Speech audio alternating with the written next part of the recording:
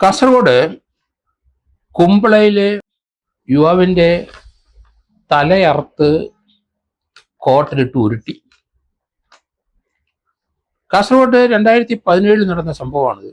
April 30 അവര് പേരാലിലുള്ള അബ്ദുൽ സലാമിനെയാണ് ഇപ്രകാരം കൊന്നത്. അബ്ദുൽ സലാം 27 വയസ്സുകാരനാണ്. എന്ത് ക്രൂരകൃത്യവും ചെയ്യാൻ മടിയില്ലാത്ത ആളാണ്. അവിടെ നേരത്തെ അവിടുത്തെ മുൻ പഞ്ചായത്ത് അംഗം BA മുഹമ്മദിന്റെ മകൻ ഷഫീഖിനെ കൊന്ന കേസിൽ ഇയാൾ പ്രതിയാണ്. അതുപോലെ തന്നെ പല വീടുകളിൽ കയറി പലരെ അടിച്ച കേസിലും ഇയാൾ പ്രതിയാണ്. കാസർഗോഡ് ടൗണിൽ ഒരു കാറ് കത്തിച്ച കേസിലും പ്രതിയാണ്. പിന്നെ ഇയാൾ ഈ പഞ്ചായത്ത് അംഗത്തിന്റെ മകനെ കൊന്നത് അത് വലിയ ഒച്ചപ്പാടുണ്ടാക്കി. അവിടെ 27 വയസ്സുകാരനാണ് അബ്ദുൽ സലാം. അബ്ദുൽ സലാമിനെ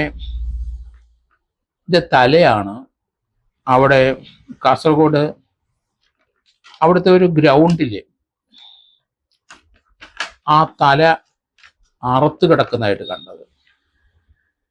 ക്രൂരമായി മർദ്ദിച്ച് പേരാലിൽ അബ്ദുൽ സലാമിനെ കൊന്ന ശേഷം ആണ് അവര് തലയറുത്തത്. ദൃക്സാക്ഷികൾ പറയും. തലയറുത്ത് മാറ്റി ഇട്ടിട്ട് അവർ ഫുട്ബോൾ പോലെ ആ തല അവര് കാലുകൊണ്ട് തൊഴിച്ച് ആ പ്രദേശത്തിട്ട് കളിച്ചതായിട്ടാണ് പറയുന്നത്. ഇത്ര ക്രൂരമായ മനസ്സിന്റെ ഉടമകളാണ് ഇവരൊക്കെ. മലയാളികൾക്ക് പൊതുവെ വയലൻസിനോട് വലിയ ആഭിമുഖ്യം വന്നു കഴിഞ്ഞു. ഒന്ന് പറഞ്ഞ് രണ്ടാമത്തേന് അവർ കൊലപാതകത്തിലേക്ക് നീങ്ങുന്ന കാഴ്ചയാണ്. 2017 ഈ സംഭവം അതിദാരുണമായ ഒരു കൊലപാതകമാണ്. ഏതായാലും അബ്ദുൽ സലാമിനെ എല്ലാവർക്കും ഭയമായിരുന്നു. അയാൾ ഒരു കൊലപാതകം ചെയ്തിട്ടുണ്ട്. അയാൾ പലരെ വാഹനം കത്തിച്ചിട്ടുണ്ട്, പലർക്കും തല്ലു കൊടുത്തിട്ടുണ്ട്, പലരെ വീട്ടിൽ കയറി തല്ലിയിട്ടുണ്ട്. അങ്ങനെ ഒരു വ്യക്തി തന്നെയായിരുന്നു അബ്ദുൽ സലാം. അദ്ദേഹത്തിൻ്റെ പല സന്ദർഭത്തിലും മർദ്ദനമേറ്റ എല്ലാവരും ഒത്തുകൂടി, കൊല്ലപ്പെട്ടവരുടെ ബന്ധുക്കൾ ഒത്തുകൂടിയിട്ടുണ്ടാവും. ഇപ്പം 6 പേരെ പോലീസ് അറസ്റ്റ് ചെയ്തിരിക്കുന്നു. മാങ്ങാമൂട്ടിലെ സിദ്ദിഖ്, അതുപോലെ ഫറൂഖ്, സഹീർ, നിയാസ്, ലത്തീഫ്, ഹരീഷ് എന്നീ 6 പേരെയാണ് കുറ്റക്കാരായെന്ന് കോടതി കണ്ടെത്തിയത്. കാസർഗോട്ടെ അഡീഷണൽ സെഷൻസ് കോടതി 2 വിധി കഴിഞ്ഞ ദിവസം വന്നു. 6 പേരും കുറ്റക്കാരാണ്. 2 പേരെ പ്രതികളെ സഹായിച്ച 2 പേരെ കോടതി വെറുതെ വിടുകയും ചെയ്തു. കോടതിയുടെ നിരീക്ഷണത്തിൽ കൊലപാതകം ആ ഗ്രൗണ്ടിലിട്ട് നടത്തിയെങ്കിലും അതിനുശേഷം അയാളുടെ കഴുത്ത് അറുത്തെന്നാണ് കണ്ടെത്തിയിരിക്കുന്നത്. കഴുത്തറുത്തിട്ട് ഫുട്ബോൾ പോലെ അവിടെ തൊഴിച്ചു കളിച്ചു വരും. അതിൻ്റെ അർത്ഥം കൊന്നിട്ടും ബൈലേക്കും തീരുന്നില്ല. അതാണ് അതിന് കാണിക്കുന്നത്.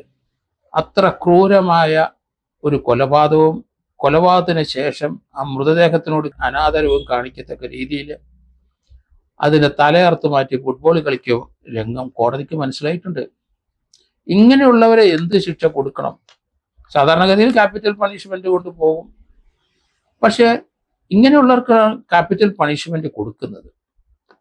കാരണം പലരും പറയും അബ്ദുൽ സലാം അതിന് അർഹനാണ്, അയാളുടെ പ്രവൃത്തി. അയാളെ 1-2 പേരെ കൊന്നിട്ടുണ്ട്, ചിലരെ വാഹനം കത്തിച്ചിട്ടുണ്ട്, പല വീടുകളിൽ കയറി അടി കൊടുക്കും. അയാൾക്ക് അതിനൊരു മടിയില്ല. ഇപ്പം പ്രതിയായിട്ട് വന്നവരെല്ലാം ഈ 1-ാം പ്രതിയെ മാങ്ങാമൂടി സിദ്ദിഖ് 46 വയസ്സുണ്ട്. ബാക്കിയുള്ളവരെല്ലാം 30-35 വയസ്സുള്ളവരാണ്. പക്ഷേ ഒരു മെച്യൂരിറ്റി ഇന്ന് വരെ ഇവർക്കാർക്കും കൈവശം വന്നിട്ടില്ല. സാധാരണ ചെറുപ്പക്കാരാണ് 20 വയസ്സിന് 25-26 വയസ്സിനകം ആണ് ഇതുപോലെയുള്ള പ്രവൃത്തികൾ ചെയ്ത് നമ്മൾ കാണുന്നത്. പക്ഷെ ഇവിടെ ചെയ്തിരിക്കുന്ന എല്ലാം 30-35 വയസ്സിന് മുകളിലുള്ളവരാണ്. അവരാണ് 27-കാരനായ അബ്ദുൽ സലാമിനെ കൊന്നതും ഈ രീതിയിൽ മനുഷ്യൻ ഒരിക്കലും നിരക്കാത്ത ആയ രീതിയിലുള്ള പ്രവൃത്തികൾ മരണത്തിന് ശേഷവും കാണിച്ചത്. കൊലപാതകത്തിൻ്റെ വിധി കോടതി ഇപ്പം പ്രസ്താവിച്ചു. 6 പ്രതികൾക്ക് ഓരോ ജീവപര്യന്തം തടവ്, 1.5 ലക്ഷം രൂപ വീതം പിഴയുമാണ് കോടതി വിധിച്ചത്. അതിക്രൂരമായ ഈ കൊലപാതകം തീർച്ചയായിട്ടും ഈ ശിക്ഷ അല്ല കൊടുക്കേണ്ടത്. പക്ഷെ ജീവപര്യന്തം കൂടുതൽ എങ്ങനെയാണ് കൊടുക്കുന്നത് കോടതിക്ക്? കാരണം പിന്നെ ക്യാപിറ്റൽ പണിഷ്മെന്റേ ഉള്ളൂ. അത്ര ബ്രൂട്ടലായിട്ടുള്ള ഒരു കൊലപാതകം. ഇത് ഗുണ്ടകൾ തമ്മിലുള്ള ഒരു ഏറ്റുമുട്ടലും കൊലപാതകത്തിൽ വന്നു. അവരുടെ വൈരാഗ്യം ഒരു ഗ്രൂപ്പിന്റെ മറ്റേ ആളുടെ പുറത്ത് എങ്ങനെയാ തീർത്തെന്നാണ് നമ്മൾ കാണുന്നത്.